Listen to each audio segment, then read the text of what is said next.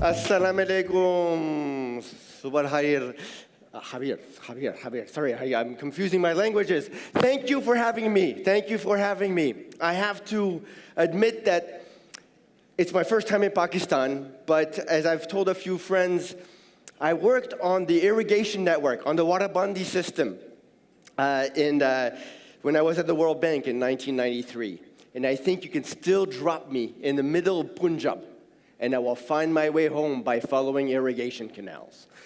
So I'm super excited to be here. Nope.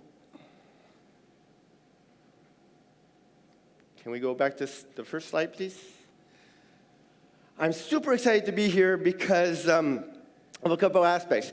Number one is the wonderful INSEAD PSTD program. I had the honor of developing and directing along with my partner Adil and everybody at PSTD.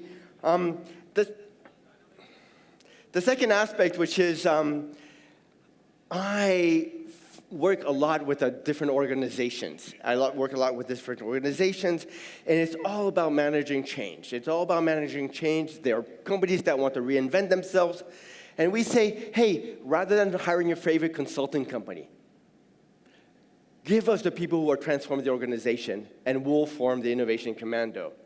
And some of these organizations I started working with a long time ago have become personal friends, including Sandy Montero that you'll hear from in a little bit. But I would like to kind of come back to this. Imagine that we meet at CONNEX’24. Remember 10 years ago when we were in Karachi? Beautiful reception, wonderful food, wonderful speakers.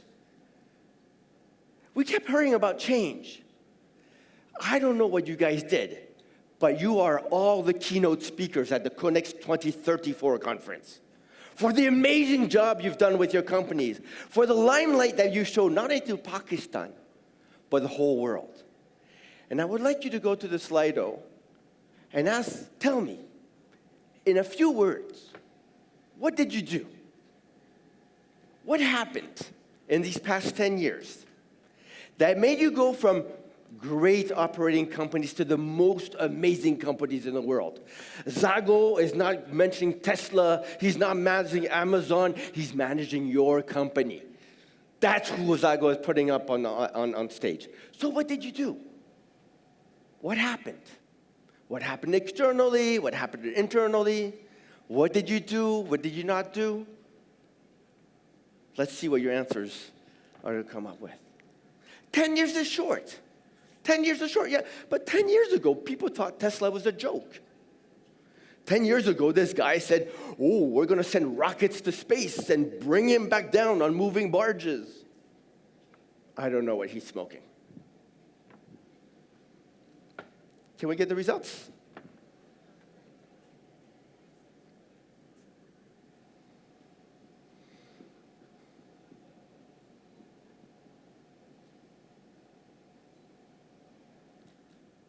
Can we show the results on the screen, please?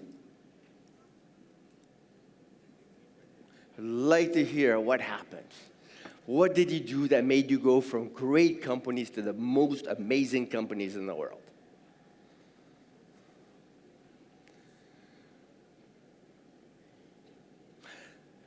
Forget Slido. Tell me what happened. What did you do? Don't be shy. Nobody can see you. Sorry? Act to change. What else? Innovation. Very good. What else?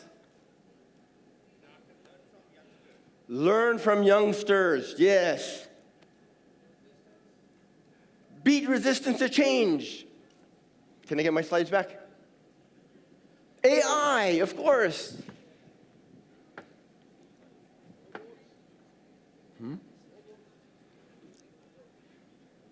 Slides, please. All right. I will ask you all these wonderful things about managing change, about innovation, investing in technology. If I were to do this with your closest competitor, how different would the answers be?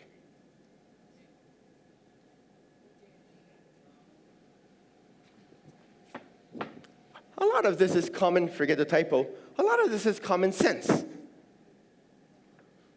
Are you going to become the best companies in the world by adopting change, doing innovation? This is what everybody else is saying.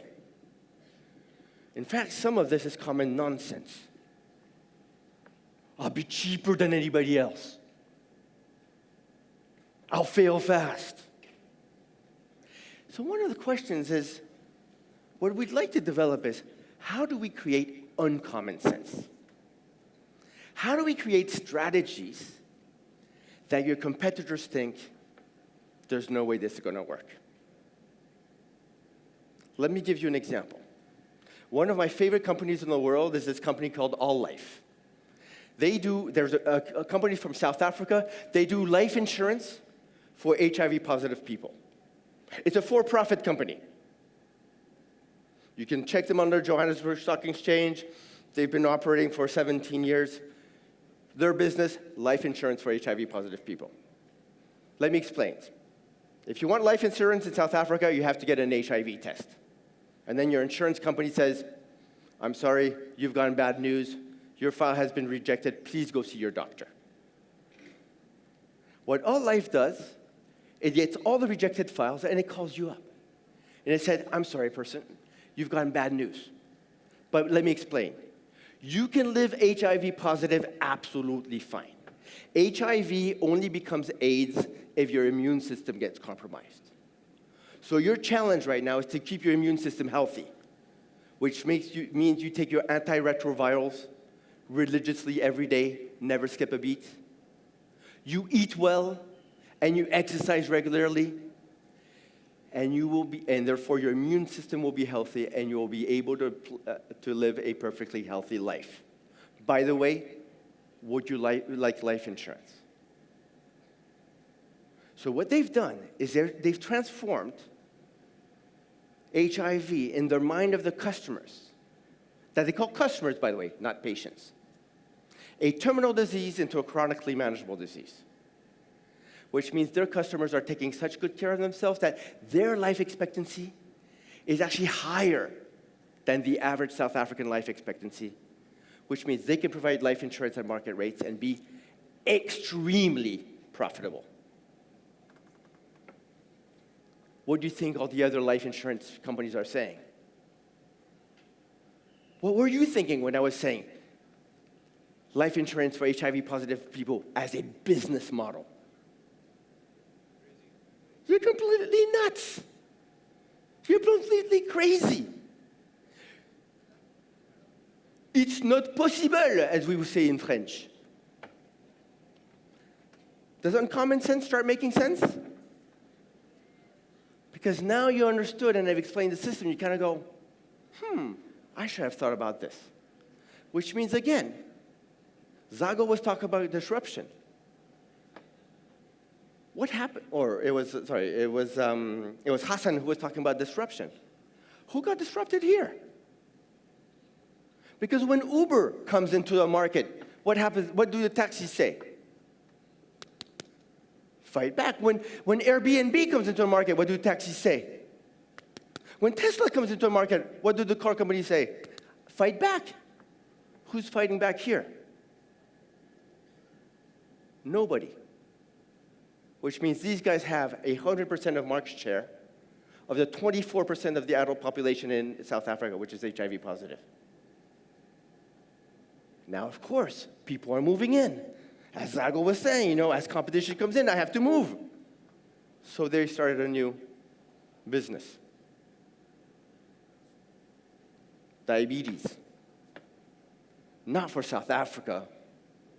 South Africa has 12% diabetics. But what's the big, juicy market for diabetes?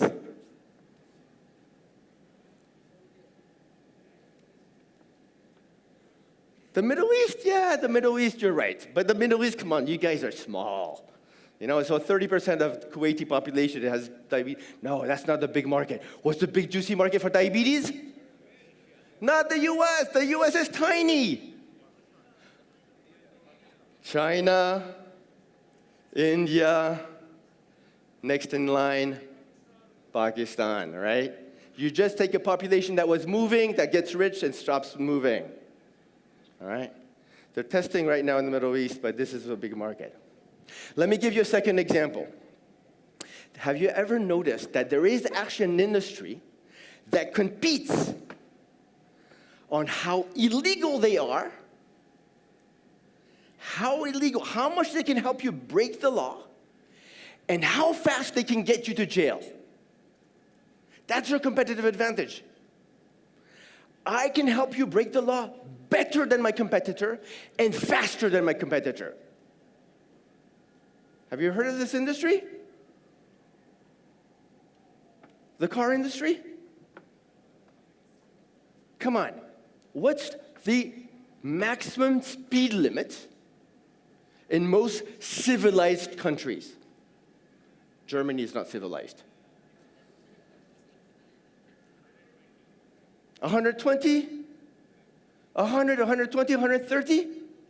How do the car companies advertise? Maximum speed.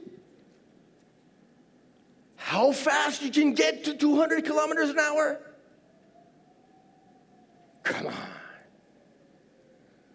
What do you think the market would be for a car that no matter how hard you try, you cannot break the law? What would be the market for a legally compliant car, no matter how hard you try, you cannot break the law?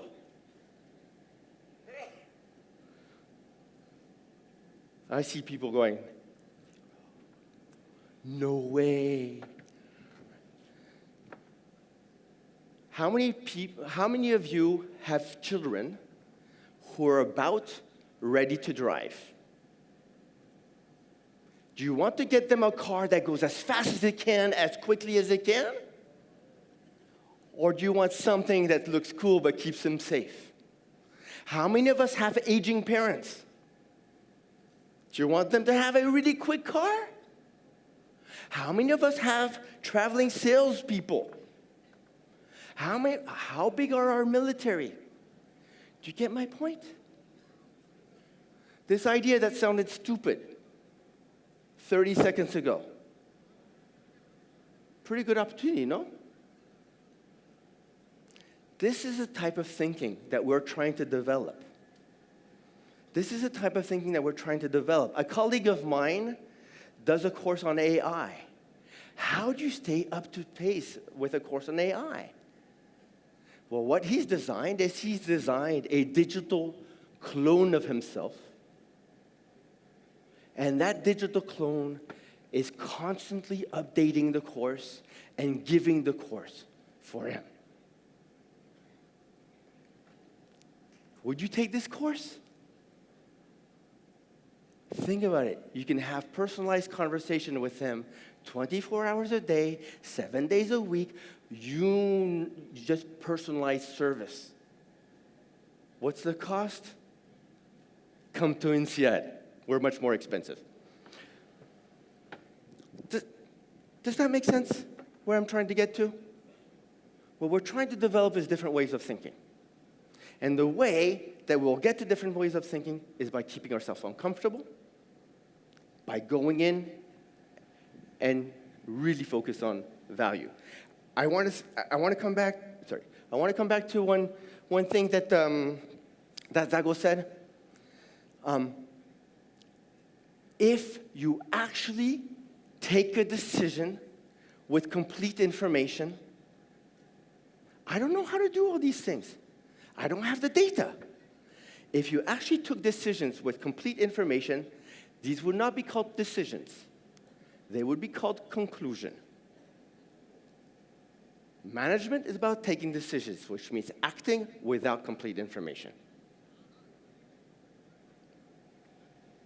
So what I want to do today is talk about three things and the role that HR can have in being corporate heroes. One aspect is, how do we actually unlock this strategic agility, how do we foster the resilience that Zago was talking about, and how do we empower organizations to thrive in uncertainty? You know, I do a lot of work with the military, and they say we love uncertainty. Because if there were no uncertainty, the guy who has the biggest gun wins. The only way for people who are under budgeted to win is to be smarter than others. So, do you know the typical S-curve that companies go to? Right, Hassan was talking about, you know, you find a startup phase, you know, you then start growing, then you start maturing. What kind of leadership do you need in the startup phase? What kind of leaders do you need when you're trying to find a market, when you're exploring?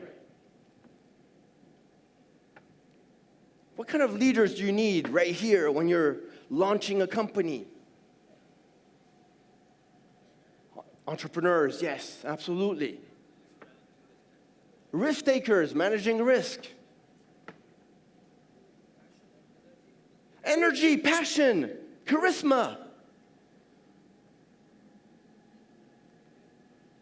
What kind of people do you need here when you're growing super fast?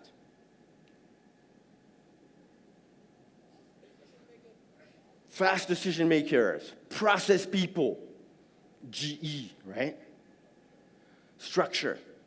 What kind of people you need here to reinvent the company? If you tell me accountants to slow this down, that's not the solution I'm looking for, right? What kind of people do you need to reinvent companies? Creative. Entrepreneurs. Yeah, they probably look a lot like these guys.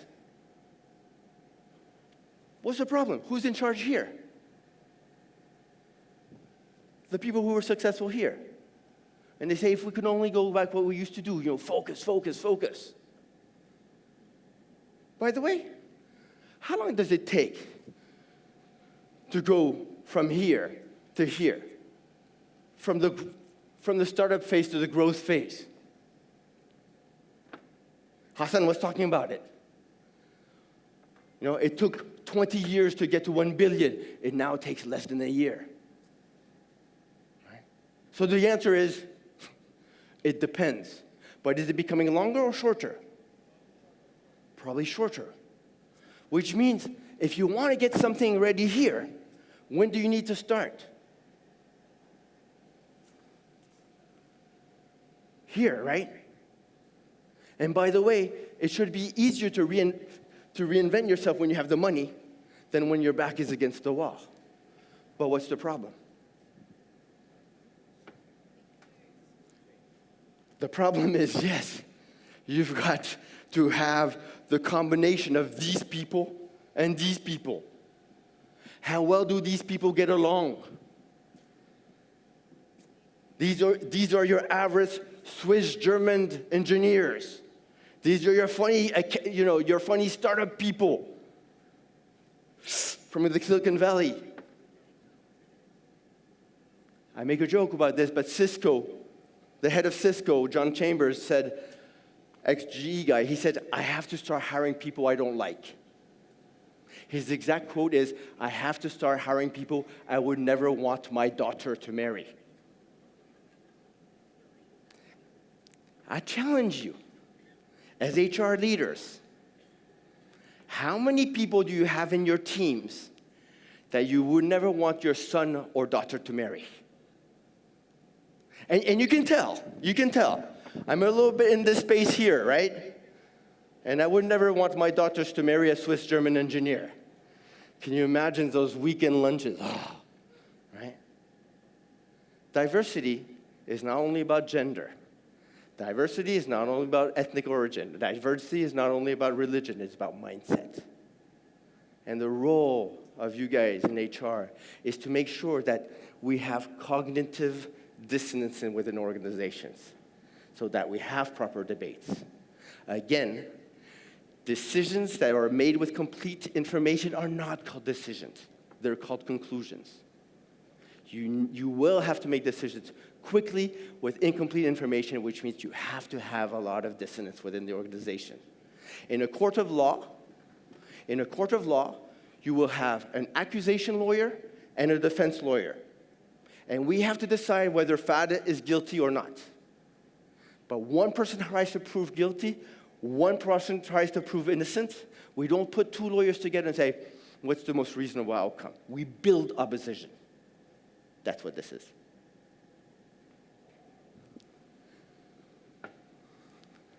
And by the way,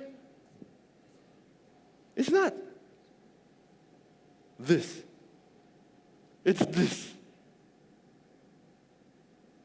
You're constantly having to reinvent yourself. So as everybody has divulged their age, I'm 56. I thought that at 56 years old, I could be here as a professor and profess. Please take notes. Come on. I've got to come, reinvent myself constantly, use AI, and constantly. And, I never get to surf the wave. I get tired when I see this. So what keeps the energy?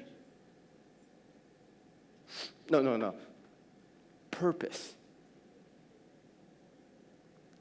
Bisma was asking me, what drives you in life?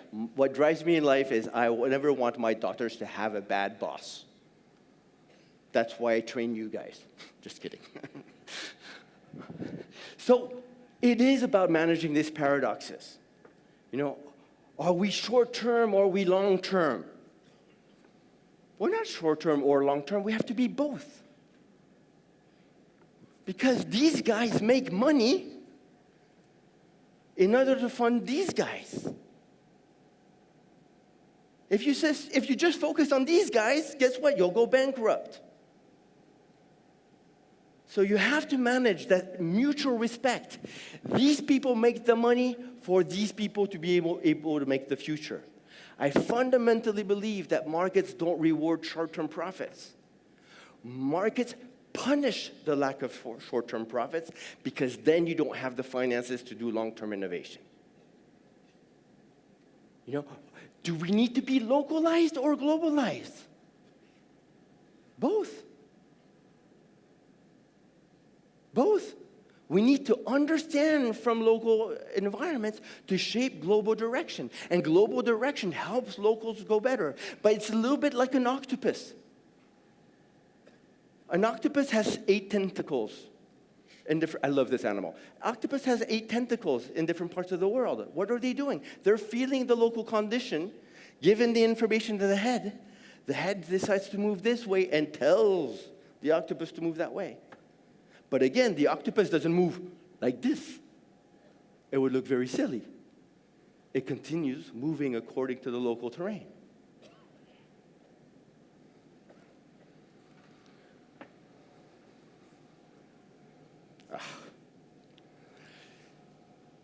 Sorry. Barbara Martin Coppola is the new CEO of Decathlon. Do you know the company Decathlon? They are sporting equipment manufacturer and distributor. Big global company. She comes from IKEA digital transformation. There's 4 important aspects behind this.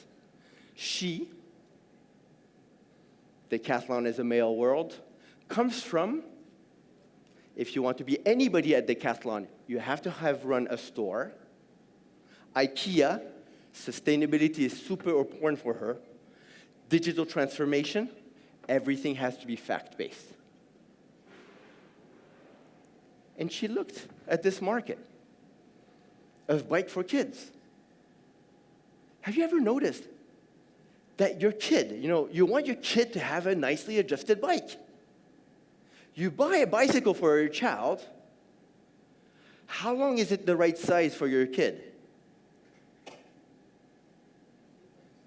It's a few months, because you buy it a little bit too big because your kid is going to grow, and then you keep it a little bit too long. This is ridiculous. Nobody should own a bicycle for their kids. There's too much waste. You should have access to a bicycle.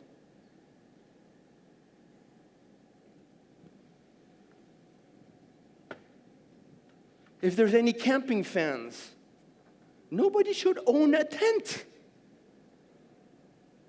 You use it one day. 1 week, a weekend, a year, if you ever go camping. You had this great idea of going camping. You go one weekend. Your family hated it. That tent stays in your closet for the rest of its working life. So what she's doing is she's completely transforming the business model. She's actually saying, we stop selling. We stop selling. Why? Because if I want to reduce the carbon footprint of Decathlon, if I just reduce the carbon footprint of the stuff that I sell, the relative carbon footprint, but I'm successful and I continue selling, my absolute carbon footprint will go up. What we want to do is give people access to without ownership. So she's working on, you mentioned Netflix, she's working on a Netflix subscription model.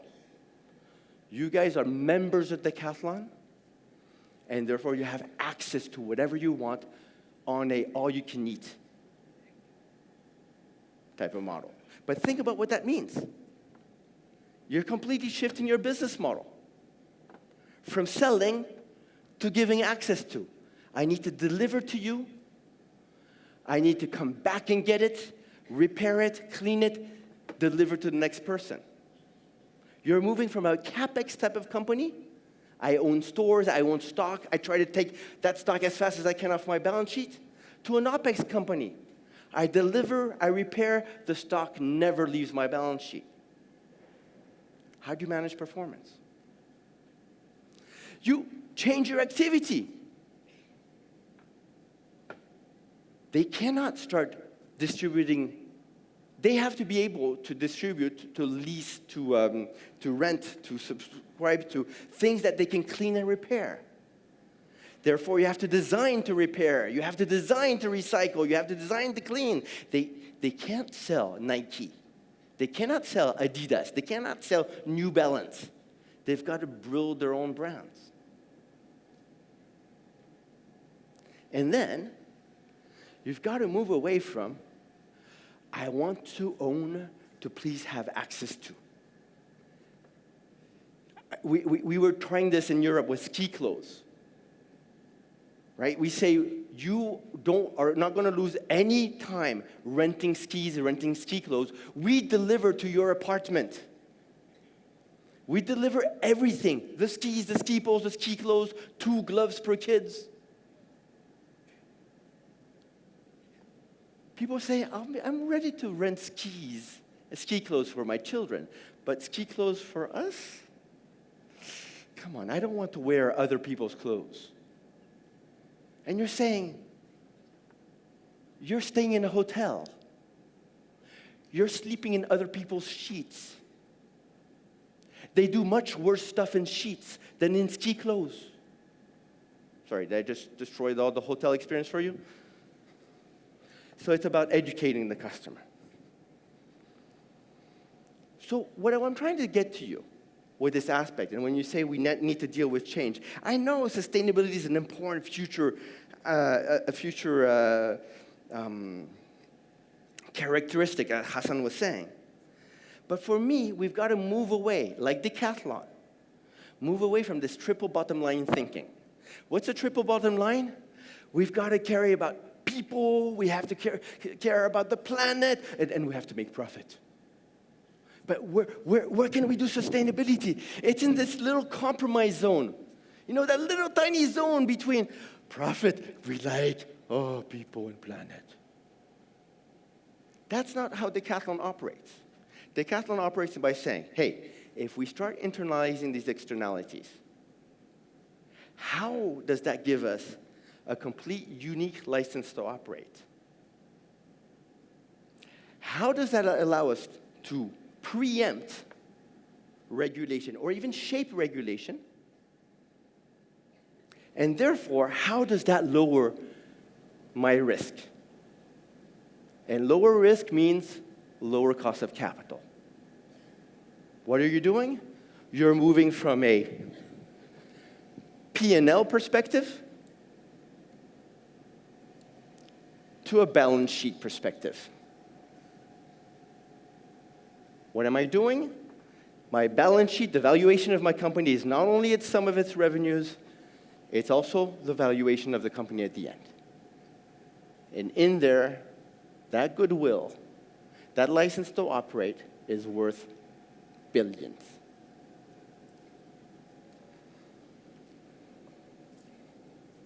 Now, of course, the world is uncertain. What are we going to do? And I would like to convince you that the more uncertain the environment is, the more you need to invest. The more uncertain the environment is, the more you need to invest. Because if you don't know where the world is going, you have to get ready for this world, for this world, for this world, for this world, for this world, and for this world. Think of the case in which you own an asset. You own an asset and you want to buy a real option on this asset that you own. Is the real option contract going to be more expensive in a volatile environment or in a safe environment? You own a car. You want to buy insurance. Is insurance for your car more expensive in Karachi or in Basel, Switzerland? Karachi, right? There's more risk. Well, what's investment? Investment is about building real options for the future. Investment is about buying insurance for the future. So the more uncertain the future is, the more investment you're going to have to take. Not in one place. But you're going to have to spread your investment according to the potential futures. Not investing,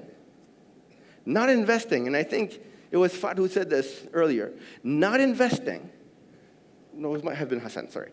Not investing is actually putting all your eggs in the same basket with the hope that the world is not going to change. And like my good friend Ludo van der Heyden says, on Everest, hope is a really bad plan.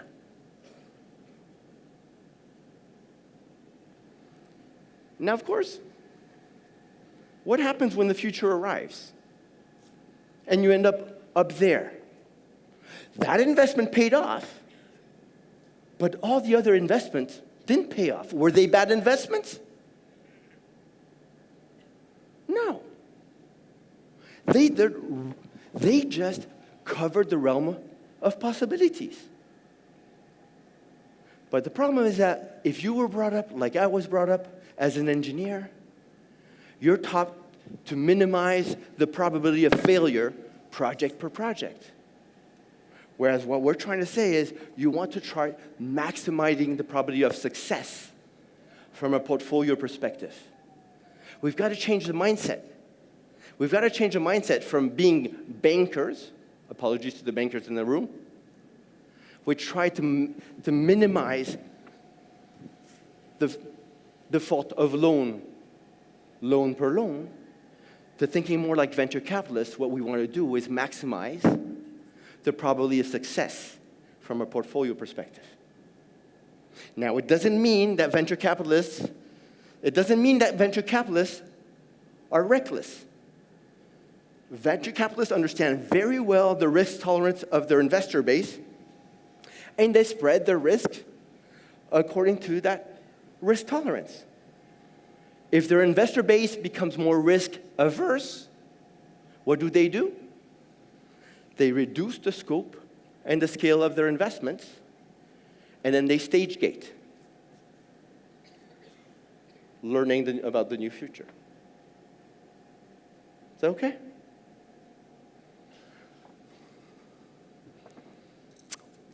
Let me give you a silly example. I'm going to give you a project, and this project is a flip of a coin. Heads, the project pays off 100. Tails, it gives you 0. It's a completely fair coin, 50-50. Okay? And you can't shave the coin. You can't blow on the coin. 50-50 chance, all right? Let me simplify. Heads, 100. Tails, 0. You've got a person who pays 80 to play this game. Good decision or bad decision? Don't scare me. You pay 80 to do a 50-50 chance of getting 100 or 0.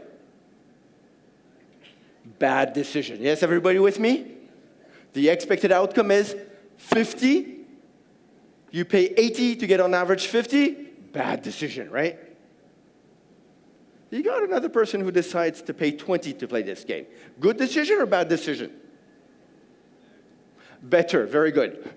I don't know the risk tolerance of my organization, but let's assuming that's acceptable risk, it's a good decision.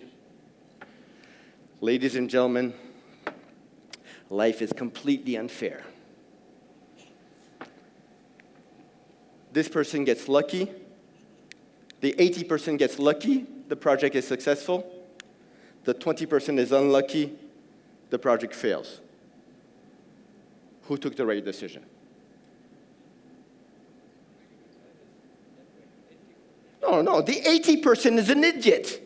The 80% is an idiot. He just got lucky. The 20% took the right decision. They were just unlucky, right? Who gets promoted?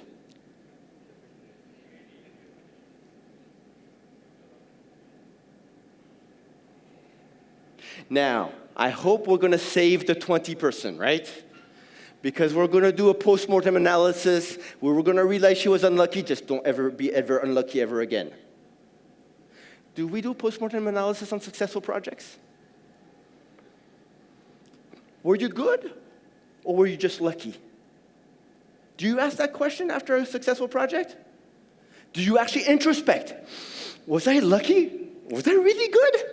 Or was I just completely lucky? Do you go to your boss and say, boss, I was just lucky. It's just pure luck. Please don't promote me. No. You get promoted. They send you to Karachi to teach him how to run stuff, or to Lahore. They bring you as CONNEX speakers. No, just kidding. You're going to create even more damage. And this is the problem. This is the problem. As long as we continue rewarding people based on outcomes,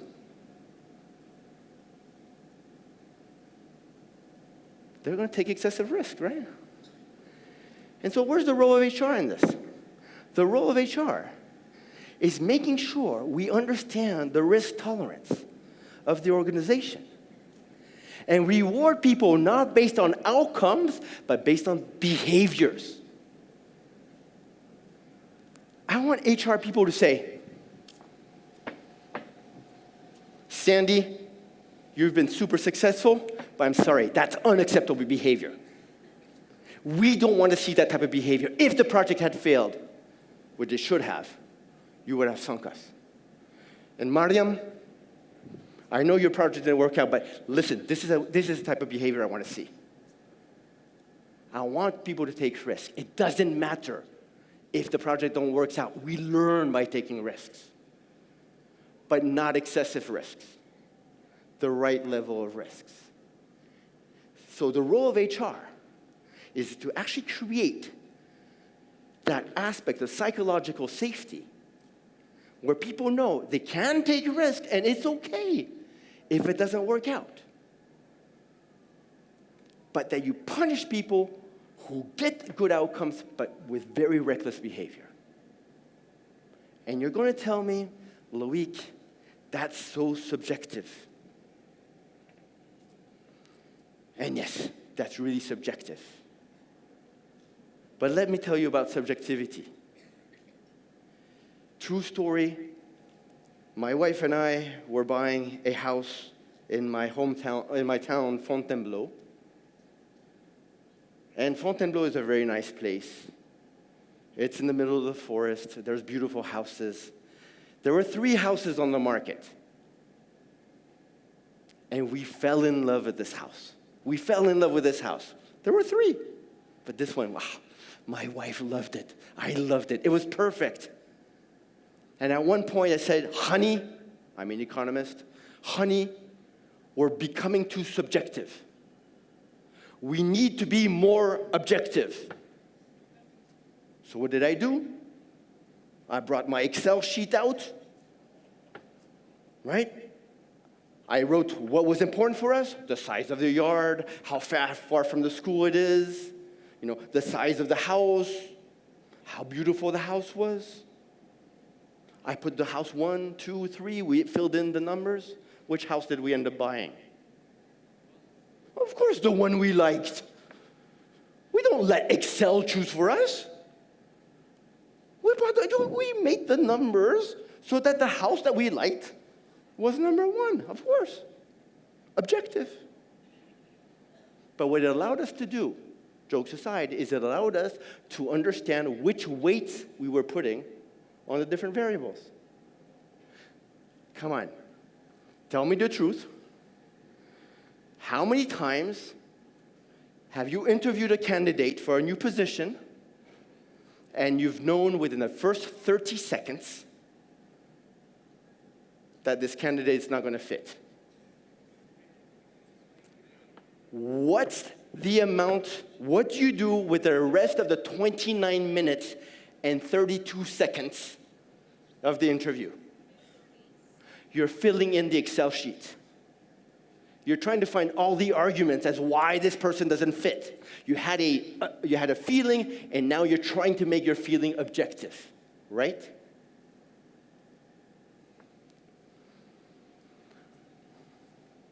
So, how do companies do this? Everybody is talking about AI. We work a lot with companies around the AI transformation. And Zago, Mustafa mentioned, the 365 million jobs will be destroyed by automation. Do you guys know what to do with AI? How many of you have AI in their companies? Ooh. Good. Remind me to invest in you. Right? But one of the aspects is, I come back to if you believe the World Economic Forum's number, if you believe McKinsey's number, that a lot of companies will be completely transformed by AI. And I would actually not say only by transformation, by automation, so it's improving the business as usual, but actually by transforming the business as usual. If there's a lot of uncertainty, you're going to have to invest. But remember, investment is about spreading risks. Variance is good. Variance is your friend. You want to invest in a lot of different places. Remember my sheet, right? So the issue is, don't try to look for the silver bullet. Don't try to look for that magic product at AI. You're going to have to spread your risks. And the value is not in the outcome. The value is in the portfolio. The second aspect is, it's not about technology. It's about business. So it has to be business-led and technology-enabled. You are not, a few of you are technology company. Most of you are not technology company. You are businesses that use technology. So the issue is not AI. The solution may be AI. What your objective is business. Business-led, consumer value creation, technology-enabled. And the third part, which is, it's a learning experience. It's a learning exercise. Don't look for the return on every project. It's about experimentation. It's about learning. And again, I come back to my decathlon example. It's experiments. It's experiments. The value of the experiment is the learning aspect. Don't call them projects. Projects are about return. Experiments are about learning. And what are you doing is, the more you allow people to work, the more you allow people to take risks, the more you build the culture of experimentation and of risk-taking, the more you'll be able to make decisions in organizations rather than conclusions. This is an amazing goodwill aspect on your balance sheet.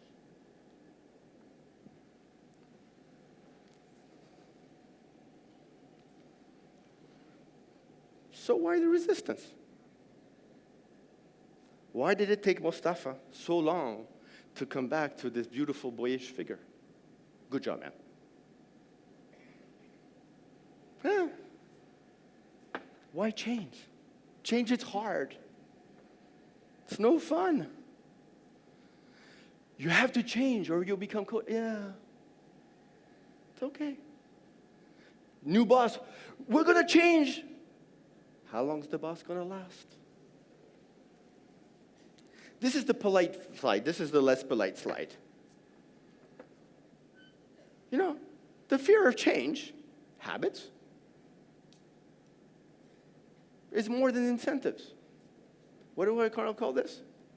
Incentives is the fear of death. If the fear of death becomes higher than the fear of change, guess what? You're going to change. So I've got two ways of doing this.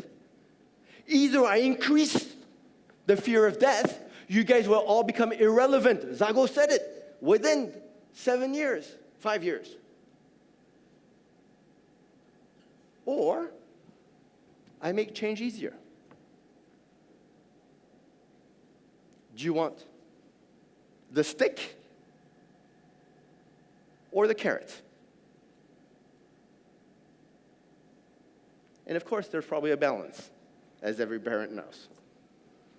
So my profound conviction is that, change is not an issue of responding to regulation. Change is a way to win, right?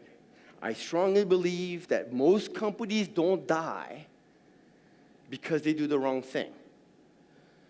Most companies die because they do the same thing too long. And again, the greatest risk in an uncertain world is immobility. If there were the biggest risk for us is not the disruptive change. The biggest risk to us is what Zago was saying, is these small changes that we don't react to. You know the infamous parable of the frog. You put a frog in disruptive boiling water, the frog is going to jump out.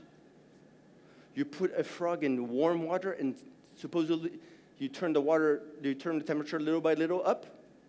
Supposedly the frog is going to boil to death. It's not true. The frog eventually jumps out. But it's a nice story. No, I did not try. At the end, psychological safety, Mustafa was talking about mental well-being. That's the engine of innovation. Fear paralyzes people. Ambition transforms people, right? And again, companies that don't move will lose, right? And the last part, I think, and we were having a long discussion yesterday with the PSTD strategy, and I think, there is something that we still operate with a lot of 20th century models. We still run companies like we did a century ago. Now, I'd like to challenge you guys. What did personal transportation look like 100 years ago?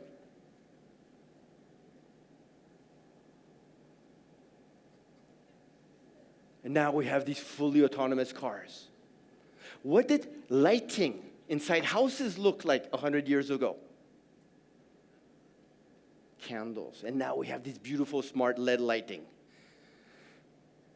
What did an educational classroom look like 100 years ago?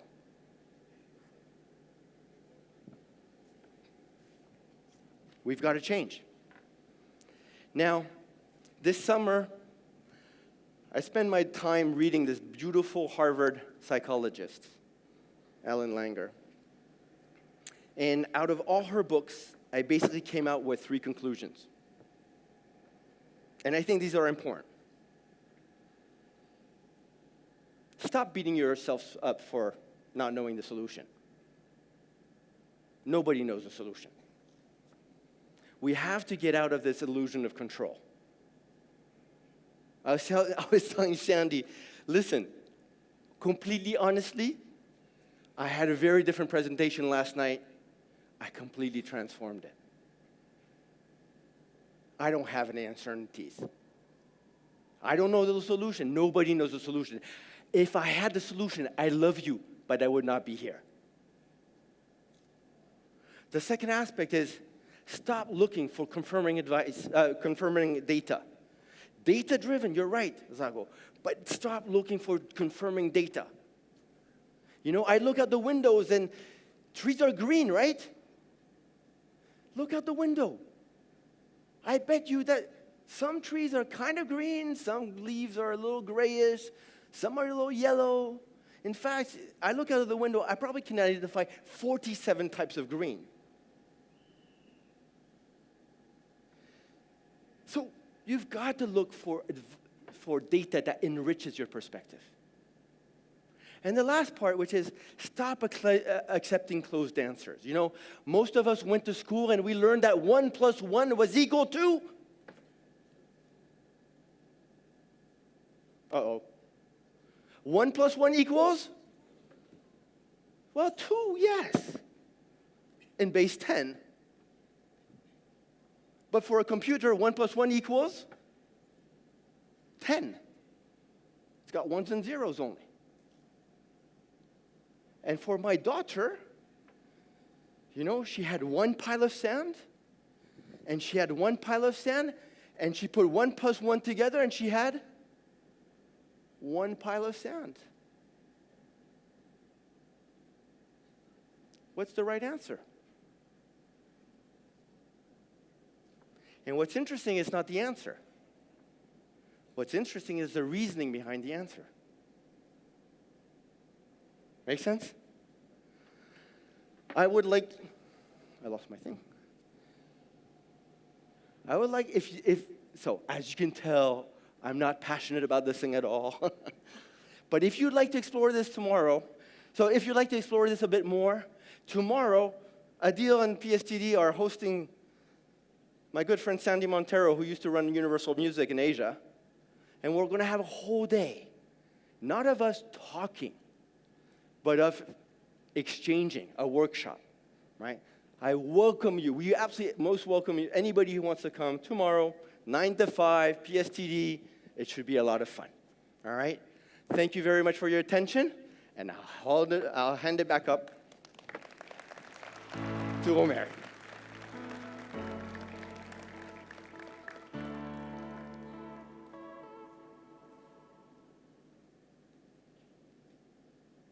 Omer's disappeared.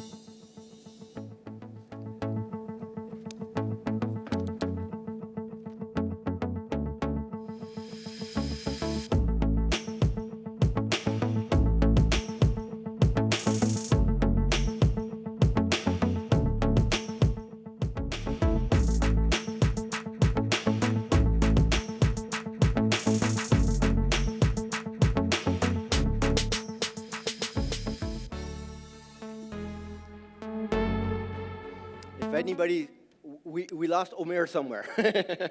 But so if anybody has any questions, I'm super happy to start the discussion. Do we have microphones? Any comments, any questions?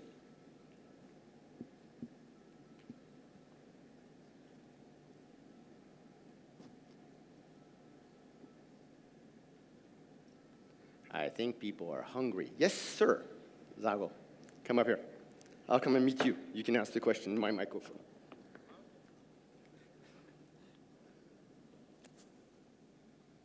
So, talking to a professor from INSEAD looks very insightful, but me coming from a non-academic background where my hands were dirty in corporate, okay, so if you could advise us from a change management perspective, what are the differences or how does does it look like, if there are some differences or similarities from an academic point of view, from a very well-educated person like you and a less educated person like me, where I work with my hands more in corporate? I love your modesty. You know, the guy, you can tell, by the way, the difference between academics and business people. We don't own jackets. I still have a tie from when I got married, but you know, that was not a very good souvenir. So anyway, so what's the difference between the academic thought and the business practice? I am a strong proponent of grounded theory. So I work with companies. I'm sorry that you didn't see, I'm sorry I don't have my slide around the companies I work with, but for example, I work a lot with this big Finnish mining company, mining equipment company called Metso, right? Metso has to become carbon zero by 2035 because they're Finnish. In mining, good luck, right? But what's interesting is what we're seeing with them is that they've got to move away. The main issue is collaboration in this company. Why? Because you're a sales guy, right? You've got people that are selling capital equipment for the mining industry, and their boy is selling capital equipment, making a nice margin. And you've got other people, your colleagues here, who are the aftermarket parts people. They're selling aftermarkets. But you don't care, Zago, because you sold the machine, and now you're with another client. And these guys are screaming at you saying, stop looking at your margin, buddy. Let's just get the capital equipment in there, and then we'll sell a lot of services. Right? The printer. Business model. Give the printer away for free. The way we make money is through cartridges. But the problem is that you're recognized on margins. They're recognized on volumes. You're the same company. How do we bring this level up to enterprise thinking rather than P&L thinking? How do we look at lifelong value of customers? Right? I must have been really bad in a previous life because I was reincarnated and I have to work with Orange, the French telecom company. They don't talk about customer centricity. They talk about customer obsession. And I look at them and say, oh, you're obsessed by customers. Have you ever sent a customer to a competitor? Because if you've never sent a customer to a competitor, you're not customer-centered. You're P&L-centered. You don't have off the shelf the best product for every single customer. If you were really customer-focused, you would tell customer, I could sell you something, but really, go see my competitor. They've got much better products for you. That's customer centricity. The issue is, how do you recognize that person? Because when that customer has a really big problem, a very critical problem, who are they going to come to? Your competitor? Or the person who says, I'm going to get you the best product that's good for you, even if I can't sell it to you. Is that all right? The second aspect is we say, how do we move from a beautiful engineering culture, they love their products, right, to a commercial culture, I love my customers. How do you stop falling in love with your products, and how do you start falling in love with your customer? And the third part is speed. You know, one of the competitors is able to deliver a spare part in less than a week. At Metso, it takes them 1 week to acknowledge the fact that they received your email asking for a spare part. So what I'm talking about is all these type of aspects are things that we work with companies. And so then people say, but we've had all these barriers. We've got these P&Ls, we've got these. And then I ask people, I say, I'm sure that within your companies, you have teams, you have individuals, you have markets that operate in that enterprise value, in that customer thinking, and with that speed. Go and harvest those nuggets. Because if they exist in your company, they operate under the same constraints. So how can we replicate this? How we can scale this? How can we sustain this? It's not about changing structure. It's about changing mindset. Is that all right? Cool. Thank you.